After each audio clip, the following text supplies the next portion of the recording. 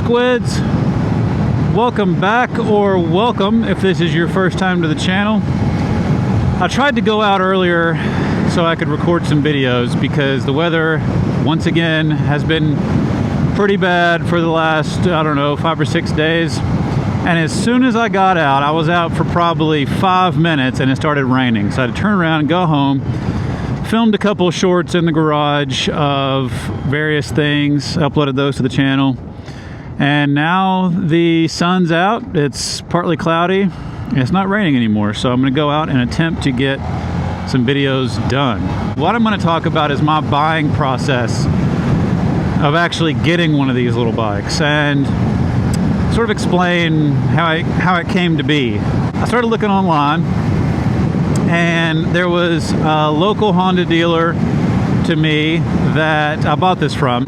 Especially on small motorcycles like this that are cheap out the door, there's not a lot of room there to haggle with the dealership. Really what it comes down to is searching for a dealership that doesn't charge a lot for like your transport fee, your assembly fee, your dock fee. They can't mark them up super high, so they tack on all that other stuff, which you normally don't get like from a car dealership, right? So I found a place close to me that had, I thought, was a reasonable and the cheapest additional fees that I could see, you know, in the area. But anyway, went in, you know, like I don't know, maybe 2 to 3 weeks before I actually bought it to set on it, see how it fit. It felt good. So then the day came that I was ready to, you know, go in there and buy. And I'd already talked to my bank about it. And so I went in there and spoke with a female sales associate and explained to her what I wanted to do. The process was very quick and painless. Now I'm going to throw up a deal sheet on the screen that you can look at. This has been my experience that, like, if you normally for a car dealership they wouldn't care. Now I don't know why motorcycle dealers are like this, but they don't really want to give you a physical copy of a deal sheet. I suspect it's because you can go to another dealer and haggle, maybe get a cheaper bike or something, and they want to be sure to get that sale. So she, even though I requested it, she didn't give me a deal sheet. I had to take a picture of it. I don't know. So anyway, I got a picture of the deal sheet, but I'm going to throw that up on screen so you can see it.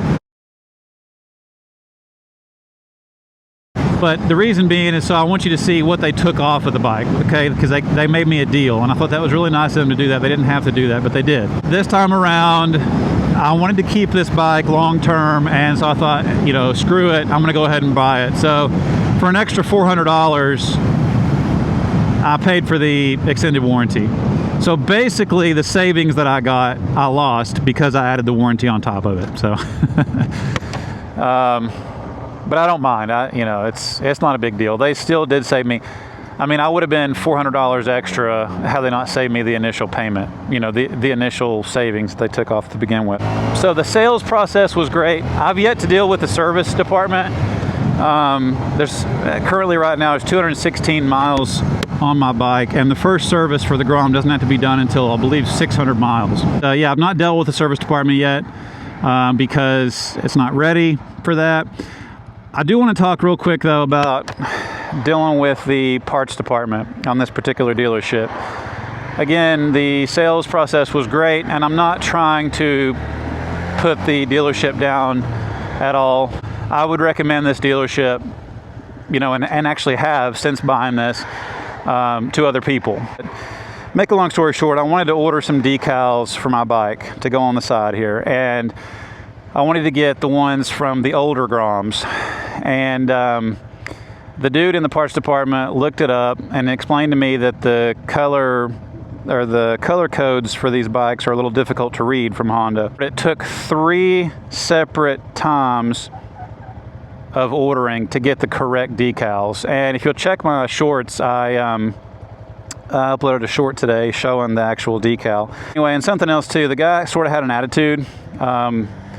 Like I say, everybody else there was polite and understanding and patient. But this guy, like, you ask him a question, and if the answer is no, he's like immediately no. Acts like that you're bothering him just from asking him a question.